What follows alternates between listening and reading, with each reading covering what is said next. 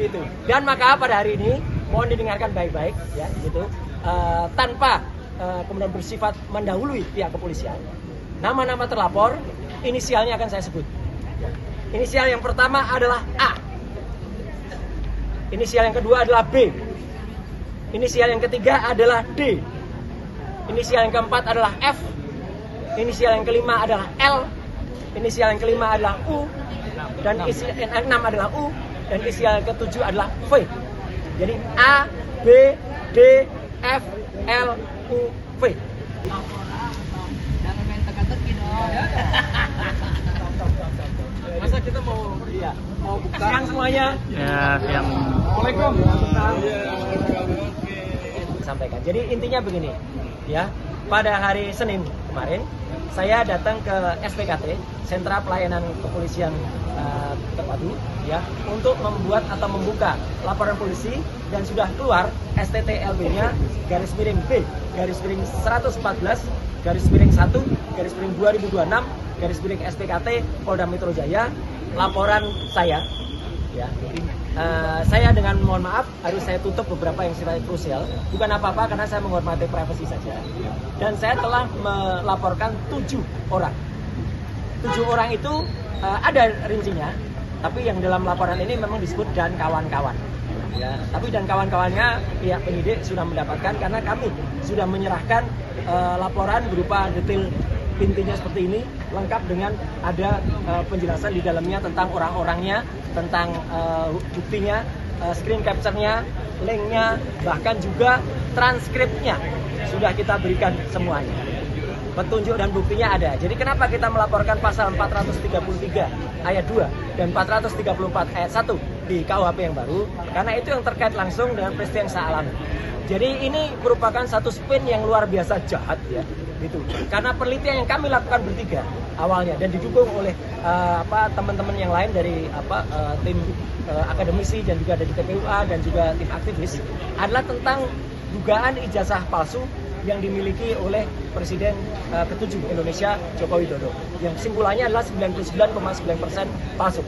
Dan dengan enaknya para pendukung Joko Widodo itu kemudian membalik begitu saja, mengatakan ijazah saya palsu. Ada yang mengatakan ijazah S1 saya palsu, ada yang mengatakan ijazah S2 dan S3-nya juga palsu.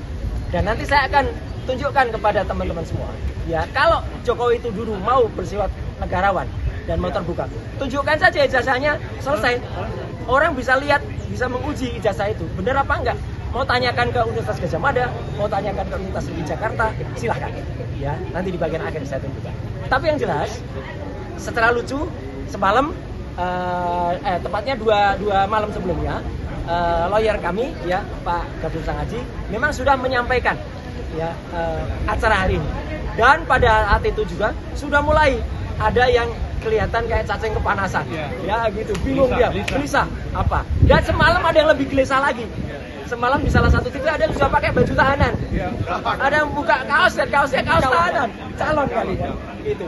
Dan maka pada hari ini mohon didengarkan baik-baik, ya gitu, tanpa kemudian bersifat mendahului pihak kepolisian. Nama-nama terlapor inisialnya akan saya sebut. Inisial yang pertama adalah A. Inisial yang kedua adalah B. Inisial yang ketiga adalah D. Inisial yang keempat adalah F. Inisial yang kelima adalah L. Inisial yang kelima adalah U. Dan inisial yang keenam adalah U. Dan inisial yang ketujuh adalah V. Jadi A, B, D, F, L, U, V.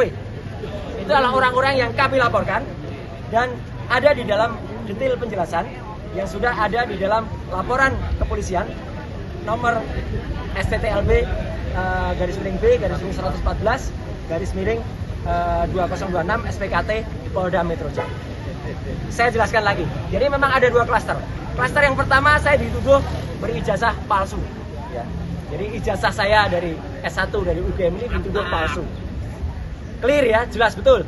Ini ada legalisasinya. Silakan difoto, silakan dianalisis.